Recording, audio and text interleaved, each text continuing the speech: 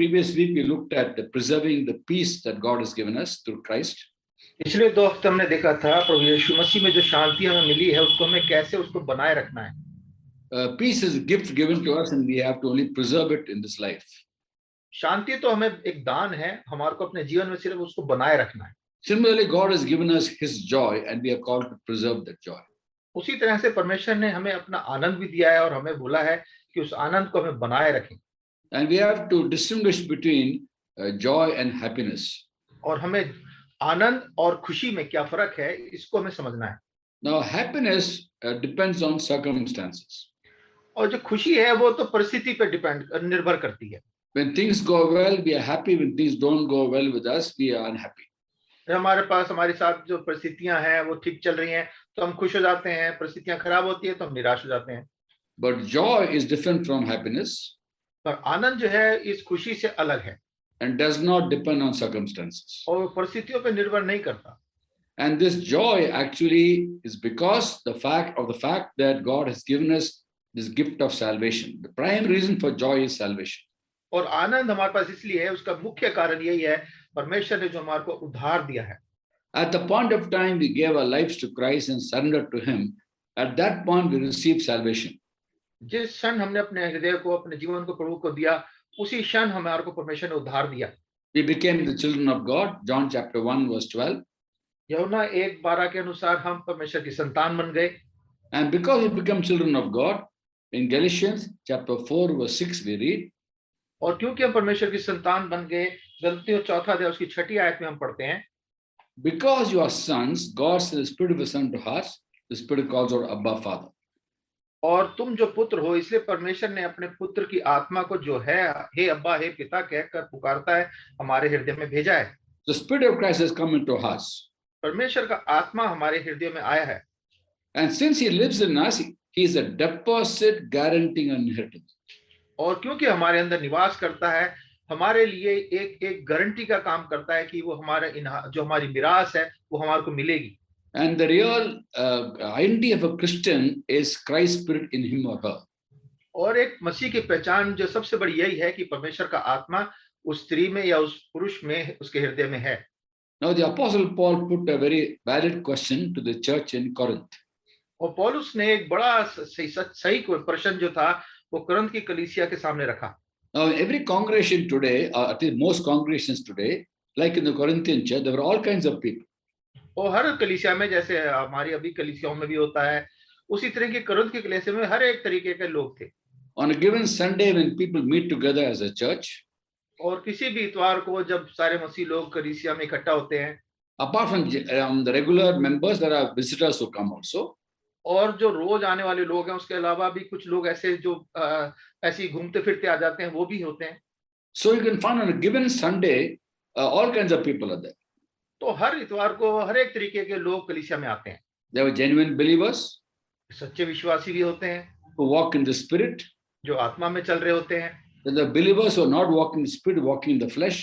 और कुछ ऐसे विश्वासी होते हैं जो आत्मा से नहीं शरीर के अनुसार चल रहे होते हैं. There must have been seekers. कुछ हैं जो ढूंढने वाले होते हैं, खोजने वाले. There are scoffers, mockers.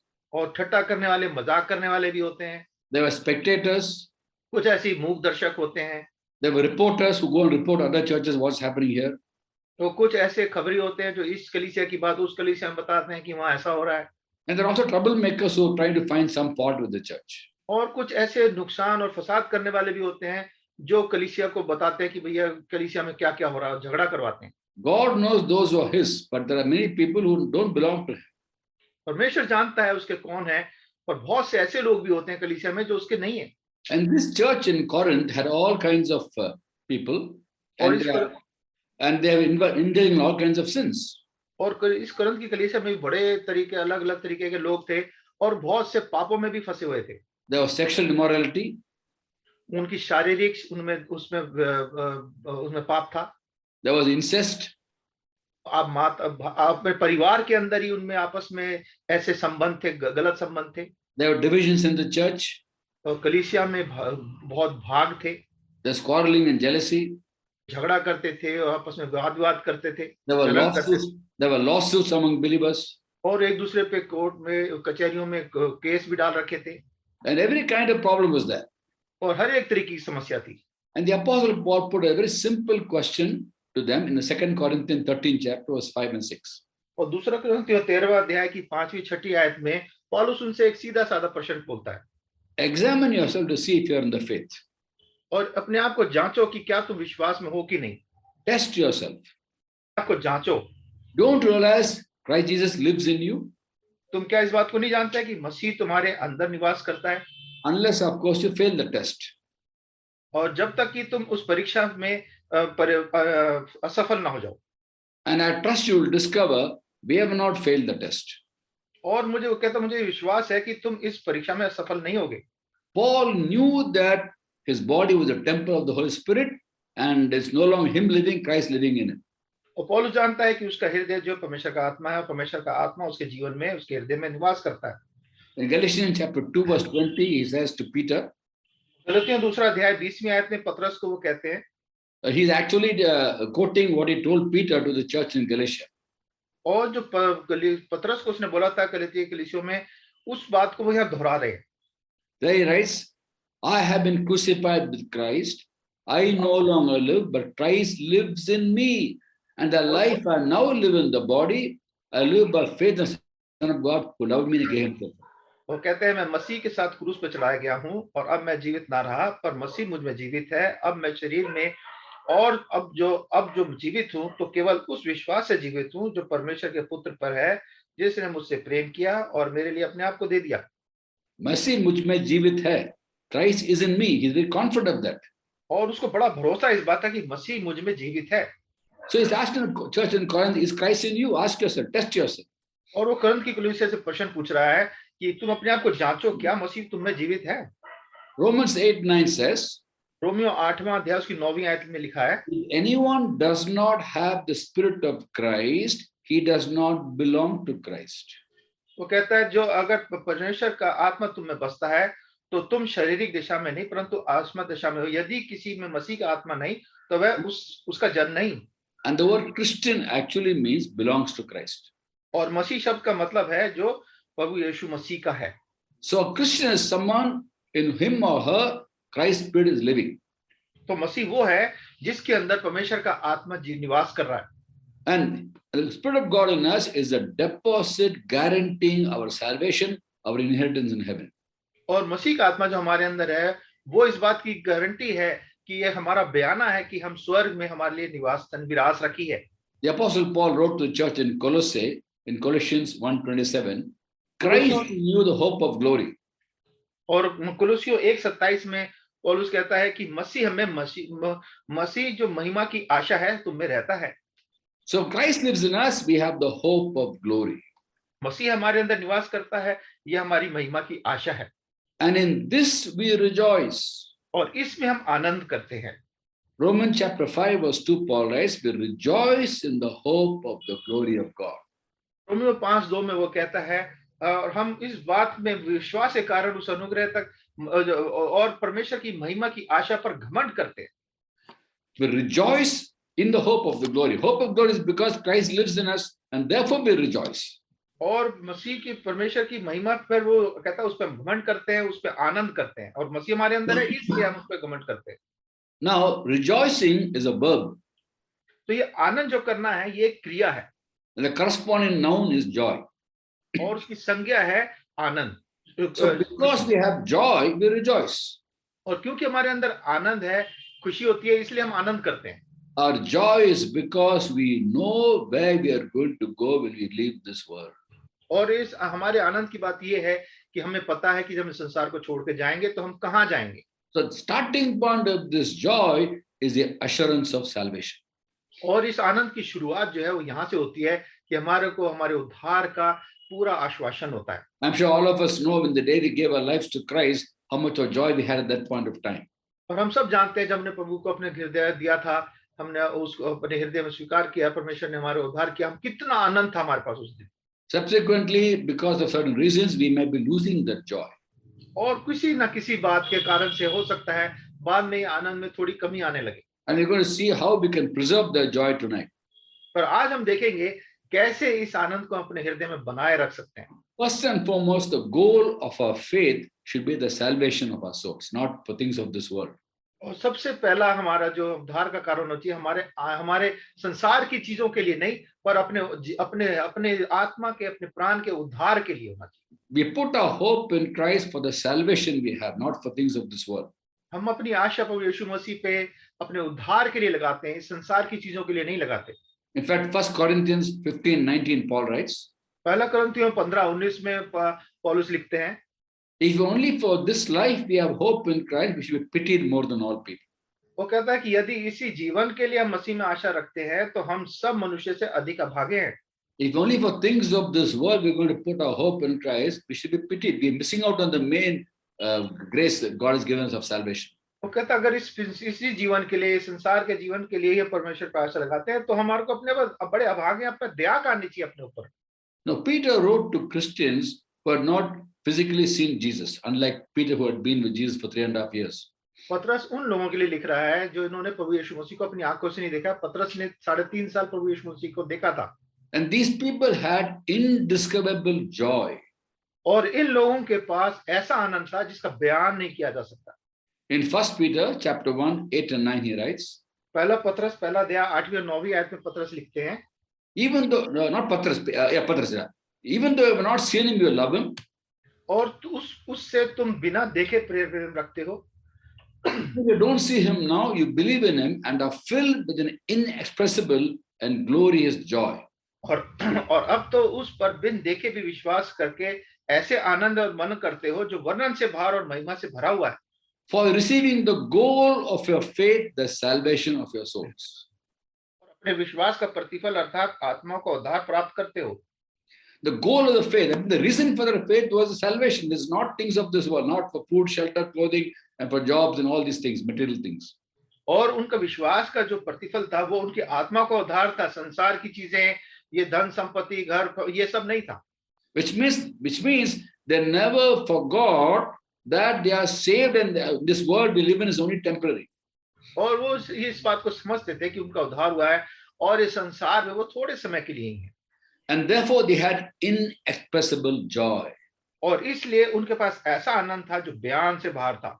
So when we look at this aspect of examining ourselves, first is to examine, is Christ living in us? तो हम जब अपने आप को जांचने वाली जब बात करते हैं तो सबसे पहले हमें जांचना है क्या मसीह मेरे में जीवित है। Then we have hope of glory, we have joy. और फिर हमारे पास महिमा की आशा है तो हमारे पास आनंद है। And second is why we put our faith in Jesus. Primary, what's our reason for our faith in Jesus? और दूसरी बात कि हमारा प्रभु यीशु मसीह विश्वास करने का मुख्य कारण क्या है, किस लिए हमने उस पर विश्वास किया है। If it's only for things of this world, when things go well, we are happy. When things go bad, we lose that joy. Is that what we believe in Christ for? तो अगर हम संसार की चीजों पे के कारण से प्रभु विश्वास करते हैं तो जब चीजें ठीक चल रही हैं तब खुश होते हैं, चीजें खराब होने लगती है हम निराश हो जाते हैं, तो क्या हम इन्हीं बातों के लिए प्रभु पे विश्वास करते हैं?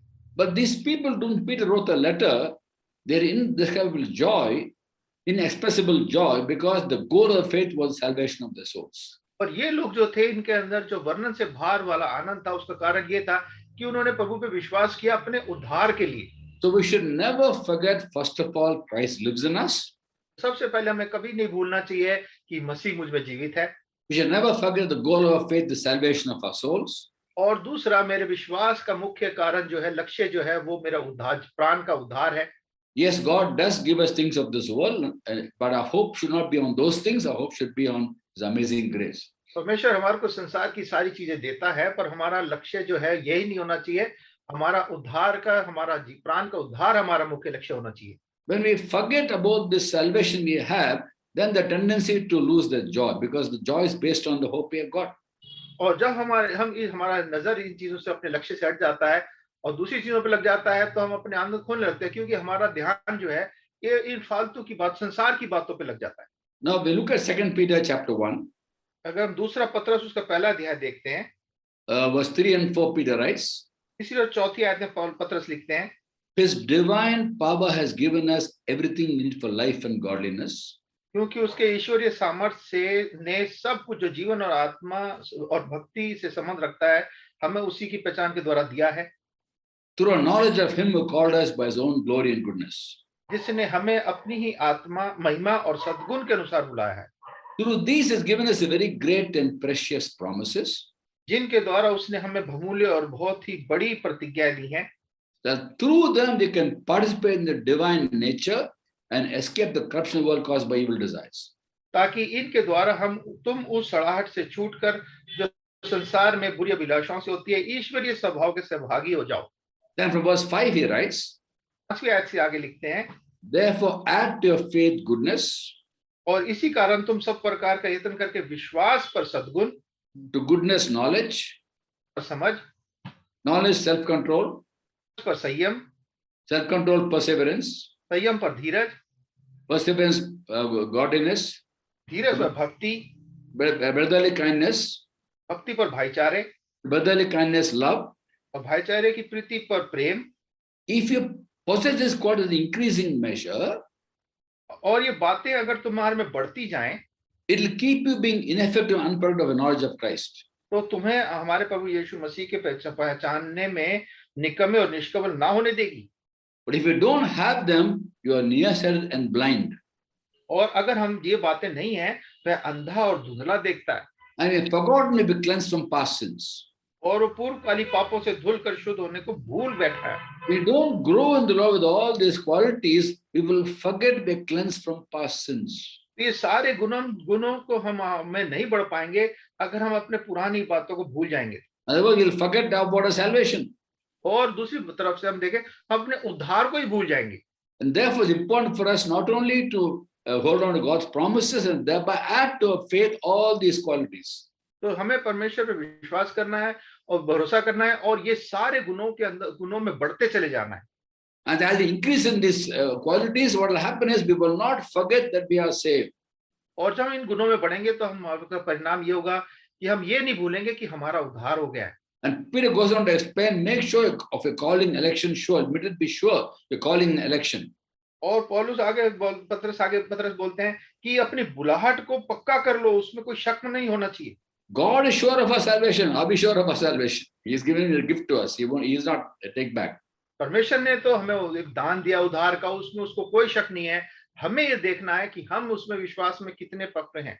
Now, have you ever wondered why the only ritual in the Christian faith is the communion, the participate in the body and blood of Christ?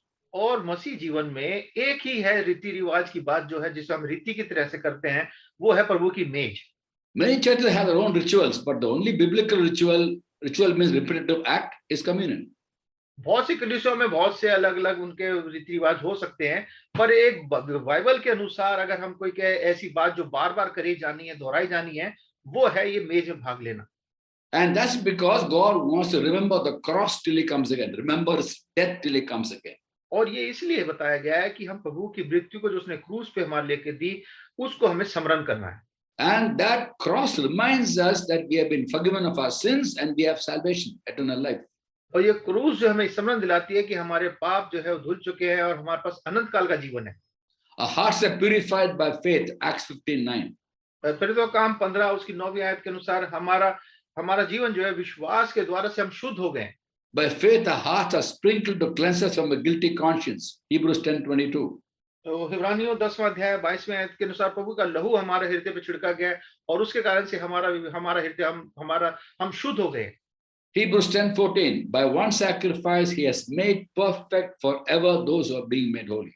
हिब्रानियों 10:14 के अनुसार उसके एक ही चढ़ावे के द्वारा उन्हें जो पवित्र किए जाते हैं सर्वदा के लिए सिद्ध कर दिया है। So every time we take the communion which God has ordained, we remember his death, which means our salvation till he comes again. और जब भी हम प्रभु की में भाग लेते हैं, हम इस बात की गवाही देते हैं, इस बात को पहचानते हैं कि प्रभु ने मेरे लिए अपनी जान दी और हम उसको स्वीकार करते हैं। And one more thing is, once we invite Christ into our hearts as Savior and Lord, he will never leave us. He lives in us. और एक बात है जो है बिल्कुल सच पक्की है, एक बार जब हमने प्रभु को अपने हृदय में स्वीकार कर लिया, वो हमें कभी छोड़ के नहीं जाएगा, वो हमारे अंदर ही निवास करेगा। Even when we sin, he remains in us. जब हम पाप करते हैं तब भी वो हमारे हृदय में निवास करता है। But we grieve him when we sin. पर हम ऐसा जब पाप करते हैं तो प्रभु को दुख पहुंचाते हैं। To the church in Corinth, who are indulging in all kinds of sins, Paul writes in 1 Corinthians 6:19. और ये कुरिन्थियों की कलीसिया को लिखते समय पौलुस जो है वो सारे बातों को स्मरण करते उनको कहता है, पहला कुरिन्थियों 6 उसकी 19वीं आयत में, Do you not know your body is the temple of the Holy Spirit? क्या तुम नहीं जानते कि तुम्हारी देह पवित्र आत्मा का मंदिर है? In the Old Testament time, when people sinned against God, like Saul, for example, Spirit left Saul. और पुराने नियम में जब लोग पाप करते थे तो परमेश्वर का आत्मा उनको छोड़ के चला जाता। उदाहरण के लिए सौल है।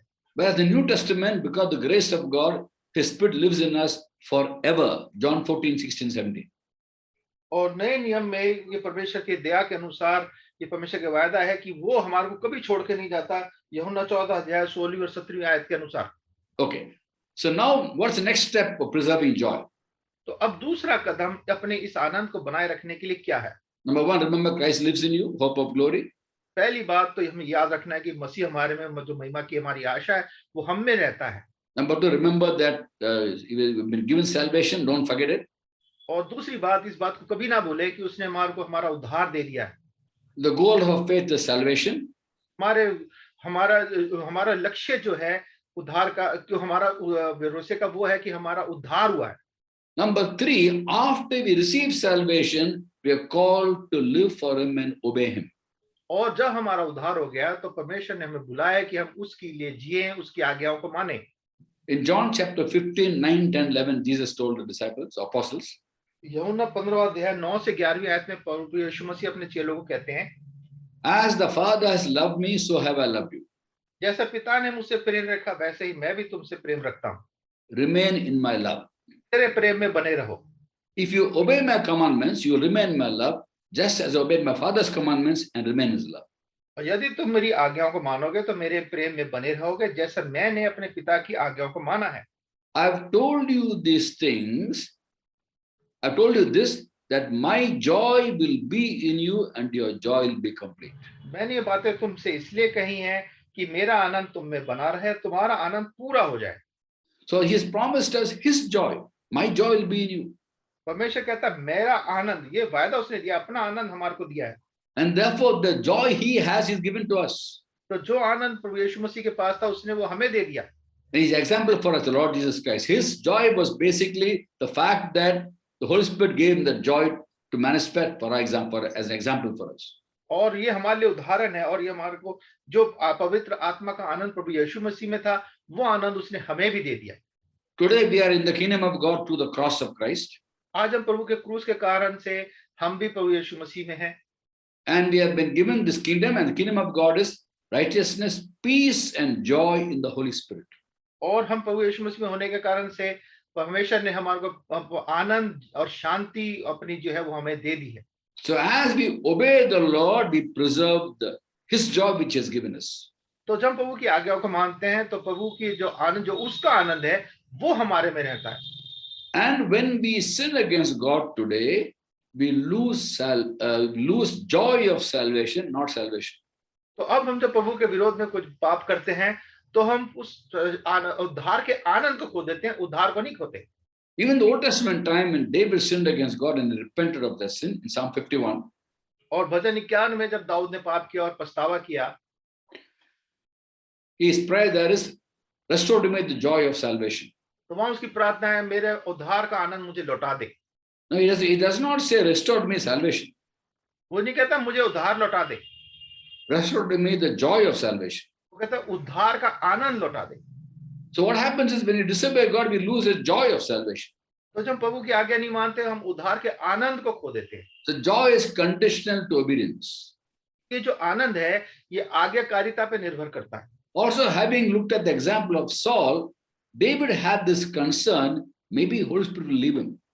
और साउल का उदाहरण देख के दाऊद को बड़ी चिंता इस बात की थी कि क्या परमेश्वर का आत्मा मुझे छोड़ के चला जाएगा। He said, take not the Holy Spirit from me. वो कहता है वो अपनी आत्मा को मुझसे ना दूर कर। Let's not forget, already he had sinned before. और वो हम इस बात को ना भूलें कि उसने पहले भी पाप किए थे। The matter of Bathsheba and arranged Uriah's murder and Bathsheba. और बत्शेबा के बारे में और उरिया के खून करवाने के बारे में उसने पाप किया था। Now he is repenting. अब वो पछतावा कर रहा है। He said, do not take the Holy Spirit from me. अपनी आत्मा को मुझसे दूर ना कर। That means he knew at that point of time when he prayed, Holy Spirit is inside him, not that left him. और जब वो प्रार्थना कर रहा था, इस बात को हमें याद रखना है कि पवित्र आत्मा उसके अंदर था, उसको छोड़ा नहीं था। The Holy Spirit had not left him. Earlier he had sinned, now he said, don't take your spirit from me, because in case of Saul, God took away the spirit. और उसने पहले भी पाप किया था, उसने सौल के बारे में देखा था कि कैसे परमेश्वर का आत्मा उसे छोड़ गया था, और वो कहता उसने वो पवित्र आत्मा जी उसके अंदर ही थे उस समय. He had a concern that God might take away his spirit, so he said, don't take the Holy Spirit from me. और उसको बड़ी चिंता थी फिर भी कि परमेश्वर मेरे अंदर मेरी अपनी पवित्र आत्मा मुझसे अलग ना कर. And today in the New Testament time, God has given us spirit to be in us forever. He lives in us forever, and we have a responsibility not to grieve him. और अब नए नियम में परमेश्वर ने पवित्र आत्मा जी हमें दिए हैं, और वो हमारे अंदर अनंत काल के लिए है, और हमारा काम है कि हम उसको कभी शोकित ना करें. When the Lord has instructed us to obey his teachings, जब प्रभु ने हमारे को हिदायत दी कि हम उसकी आज्ञाओं को माने, it's for our benefit. वो हमारे भले के लिए ही है. We're not doing God a favor by obeying him. हम परमेश्वर पर कोई एहसान नहीं करते जब हम उसकी आज्ञा मानते हैं. We are doing ourselves a favor. अपने ऊपर ही एहसान करते हैं. The nature of God is he's a selfless God. हमारा परमेश्वर जो है वो अपने अपने बारे में सोचने वाला परमेश्वर नहीं है. He gave himself for us. तो अपने आप को हमारे लिए दे दिया. He is selfless. He is not self-seeking. He is self-giving. वो अपने लिए लेने वाला नहीं, अपने आप को दे देने वाला परमेश्वर. Because love is self-giving. क्योंकि प्रेम जो है वो देने वाला होता है. So when he wants us to obey him, it's for our good. जब परमेश्वर चाहता है कि हम उसकी आज्ञा माने, तो वो हमारे खुद के लिए भले के लिए. The Old Testament also we read in the book of Job, chapter 35, 6-8 is written. और अय्यूब 35वां अध्याय उसकी 6 से 8वीं आयत से हम आगे में पढ़ते हैं. If we sin, how does it affect him? यदि तूने पाप किया है तो ईश्वर का क्या बिगाड़ता है? If sins are many, what does that do to him? यदि तेरे अपराध बहुत भी बढ़ जाएं, तो भी तू उसके साथ क्या करता है? If you are righteous, what do you give to him? यदि तू धर्मी है तो उसके लिए उसको क्या देता है? What does he receive from your hand? वह उसे तेरे हाथ से क्या मिल जाता है? Your wickedness only affects a man like yourself. Your righteousness only the sons of men. तेरी दुष्टता का फल तुझ ऐसे ही पुरुष के लिए है, और तेरे धर्म का फल भी मनुष्य मात्र के लिए है. So when we obey God, we are the ones who are blessed. We preserve the peace of the Lord, like I spoke last 2 Wednesdays, and we preserve the joy of the Lord. For our good, God says, you obey me. और हम जब परमेश्वर की आज्ञा मानते हैं तो अपने भले करते हैं. जैसे हमने 2 हफ्ते में पहले भी देखा कि परमेश्वर की आज्ञा मानते हैं तो हम अपने अंदर परमेश्वर का आनंद को बनाए रखते हैं. Let's never think we're doing a favor to God by obeying him. तो कभी ये ना सोचे कि मैं प्रभु पे कोई एहसान कर रहा हूं उसकी आज्ञा मान के. There's so much of joy in obedience. उसकी आज्ञा मानने में बहुत आनंद है. And obedience preserves our joy. और आज्ञा मानने से हम अपने आनंद को बनाए रखते हैं. The third point is to obey him in everything. तीसरी बात है कि हमारे को उसके आनंद को अपने जीवन में बनाए रखना है. Now when we choose to obey God, we'll have difficulties in life. और हम जब हम परमेश्वर की आज्ञा मानते हैं तो हम उसके कारण से हमारे जीवन में कुछ समस्याएं भी आती हैं. 2 Timothy 3:12 says, दूसरा तिमोथी 3 अध्याय की 11वीं आयत में लिखा है, if anyone chooses to live a godly life in Christ Jesus, he will be persecuted. और जितने प्रभु यीशु मसीह के भक्ति के साथ जीवन बिताना चाहते हैं वे सब सताए जाएंगे. It's a choice we Christians make to either follow the Lord or not follow the Lord. और ये एक चुनाव है जो मसीह लोग खुद करते हैं कि प्रभु की आज्ञा माने या ना माने. God loves all of us. प्रभु तो हम सब से प्रेम करता है. But do all of us love God? पर क्या हम सब प्रभु से प्रेम करते हैं? If we love God, we'll obey him. अगर हम प्रभु से प्रेम करेंगे तो उसकी आज्ञा मानेंगे. And therefore it becomes natural for us to obey him. और हमारे लिए स्वाभाविक हो जाता है कि हम उसकी आज्ञा माने. And when we make a choice to obey him, और जब हम चुन लेते हैं कि मैं प्रभु की आज्ञा मानूंगा, then we'll face difficulties. हमें परेशानियां समस्याएं आएंगी. Many Christians choose not to obey God. I'm saved, I'm going to heaven, I'll do what I want. बहुत से लोग इस बात को सोचते हैं मेरा तो उद्धार हो गया, अब तो मैं सीधा स्वरूप परमेश्वर की आज्ञा मानूं ना मानूं, मैं तो उद्धार स्वर्ग जाऊंगा. In that process, they miss out on God's amazing grace, on peace and joy for us. और पर इस ऐसा करने से परमेश्वर का अद्भुत आनंद और शांति जो उसने हमारे लिए रखी हुई है संभाल के, वो उसको हम खो देते हैं. When we share the gospel and people don't respond to the gospel, many Christians say, these people don't want to go God's way, they go their own way. और बहुत से लोगों को जब सुसमाचार सुनाते हैं वो नहीं मानते, तो हम कहते हैं ये लोग जो है इन्होंने चुन लिया कि परमेश्वर के मार्ग में नहीं चलेंगे और अपने मार्ग में चलेंगे. Christians are not very different. मसीह लोग इससे कोई भिन्न नहीं है. After we turn to Christ, many Christians go their own way and think it is God's way. और बहुत से मसीह लोग जब उद्धार पाने के बाद अपने मार्ग में चलने लगते हैं और सोचते हैं कि हम तो प्रभु के मार्ग में चल रहे हैं। They don't seek the will of God and do the will of God. परमेश्वर के मार्ग को, परमेश्वर की इच्छा को जानना नहीं चाहते, ना उसकी आज्ञा मानते। Ephesians 5:17 says, do not be foolish, but understand what the Lord's will is. और इफिसियों 5:17 में लिखा है, इस कारण निर्बुद्धि ना हो और ध्यान से समझो कि प्रभु की इच्छा क्या है। So now when we choose to follow the Lord, और जब हम चुन लेते हैं कि मैं प्रभु के पीछे चलूंगा, we'll have difficulties in life. तो हमारे को इस जीवन में बहुत सी परेशानियां होती हैं। It's part of our calling. जो हमारी बुलाहट का एक भाग है। Romans 8:17 says, रोमियो 8:17 में लिखा है, if your children, अगर हम बच्चे संतान हैं, the heirs of God, तो वारिस भी हैं, वरन परमेश्वर के वारिस। heirs of God and co-heirs with Christ, if indeed we share in his suffering, that we share in his glory. परमेश्वर के वारिस और मसीह के संगे वारिस हैं, जबकि हम उसके साथ दुख उठाएं कि उसके साथ महिमा भी पाएं। In Philippians 1:29 we read, फिलिपियों 1:29 में हम पढ़ते हैं, been granted you not only believe upon him, also to suffer for him. क्योंकि मसीह के कारण तुम पर यह अनुग्रह हुआ कि ना केवल उस पर विश्वास करो, पर उसके लिए दुख भी उठाओ। So now when you start following the Lord and face difficulties, तो अब हम प्रभु के पीछे चलते हैं और समस्याओं का सामना करते हैं, you must consider those difficulties as pure joy. तो हमारे को इन समस्याओं को बड़े आनंद की बात समझना है। When people are not rooted in Christ, when difficulties come, they tend to fall away. और जब बहुत जो प्रभु के अंदर जड़ पकड़े हुए विश्वासी नहीं है, समस्या आती है तो वो बड़े निराश हो जाते हैं और दूर चले जाते हैं। The Lord spoke about a farmer went to sow seed, a parable of the sower he gave. और प्रभु ने, जो यीशु मसीह ने एक उदाहरण दिया था, दृष्टांत दिया था एक बीज बोने वाले का, कि बीज बोने गया एक बीज बोने वाला। Four kinds of places where the seed fell. और 4 तरीके की जगह थी जहां पे वो बीज गिरे।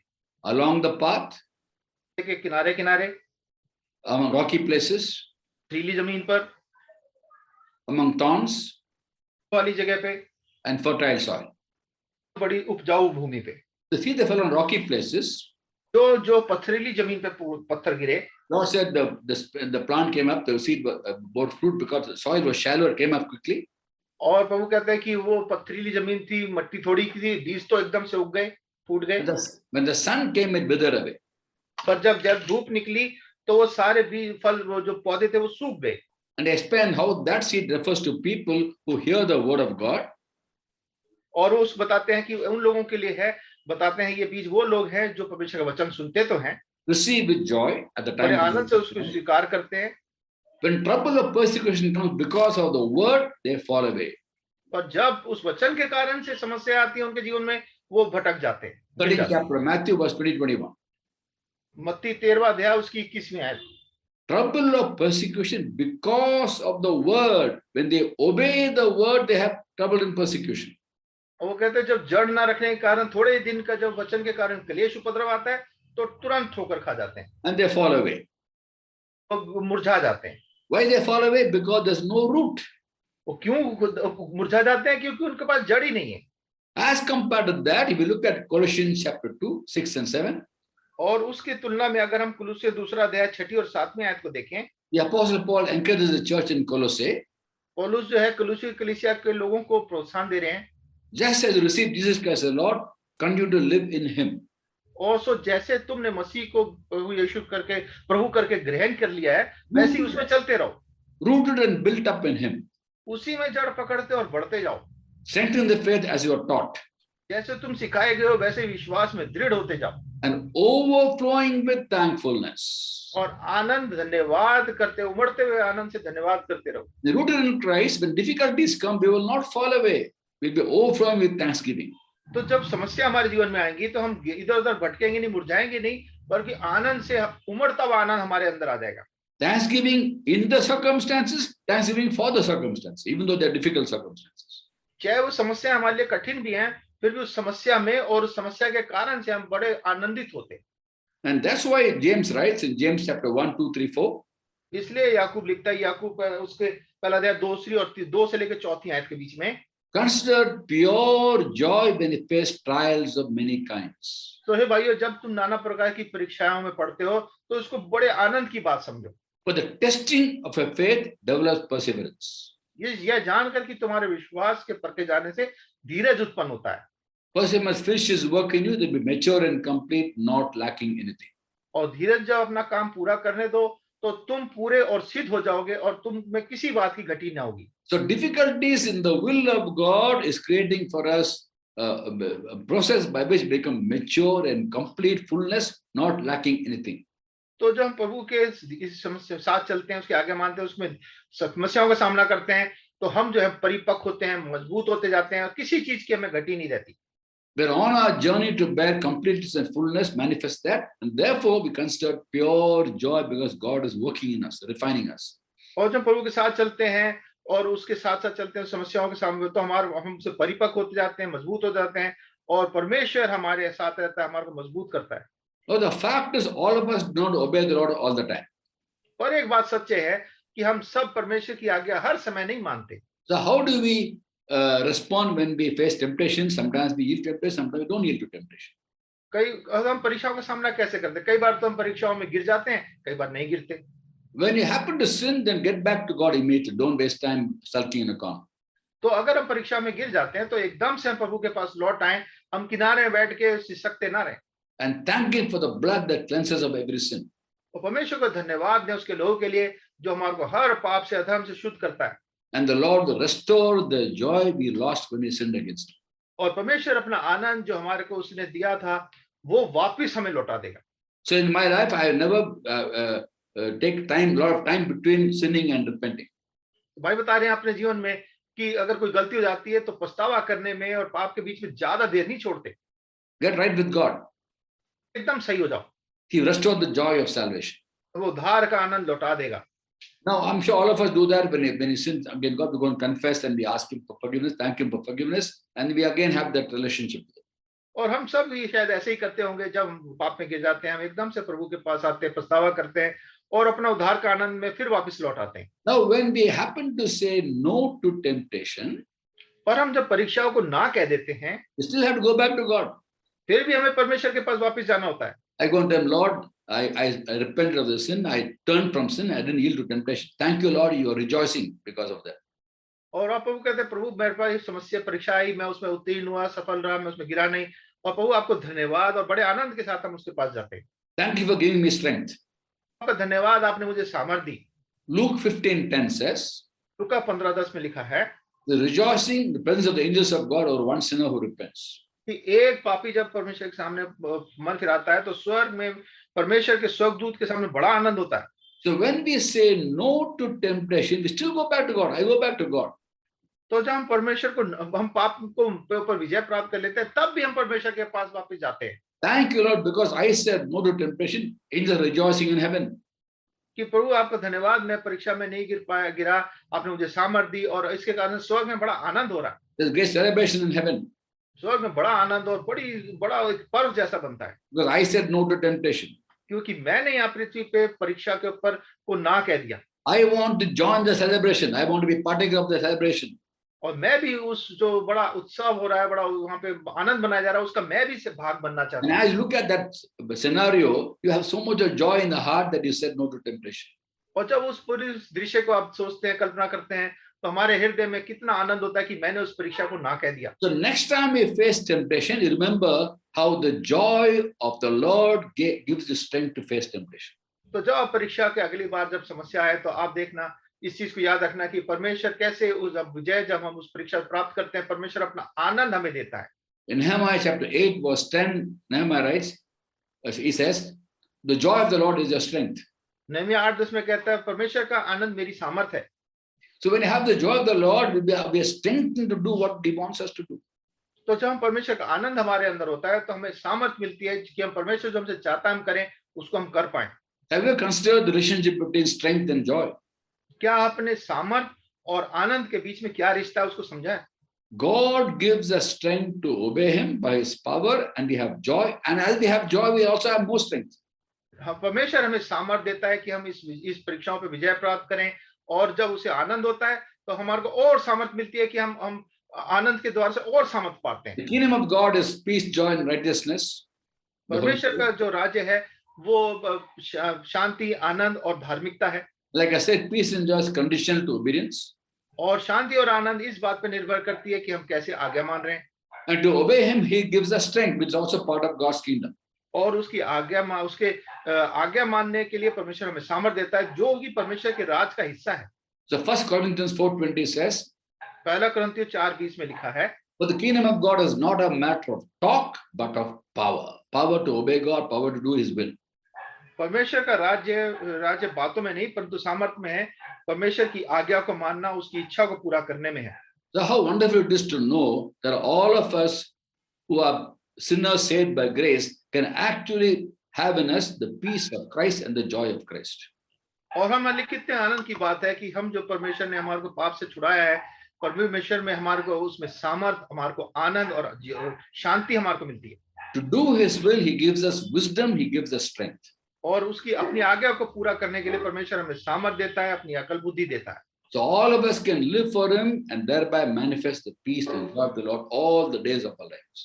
तो हम सब जो है उसके लिए जी सकते हैं, वो परमेश्वर के लिए जीवन बिता सकते हैं, और परमेश्वर पूरे जीवन भर हमारे को अपनी आनंद से भर के रख सकता है। May God bless each one of us as we take his word to heart and mind and live for him.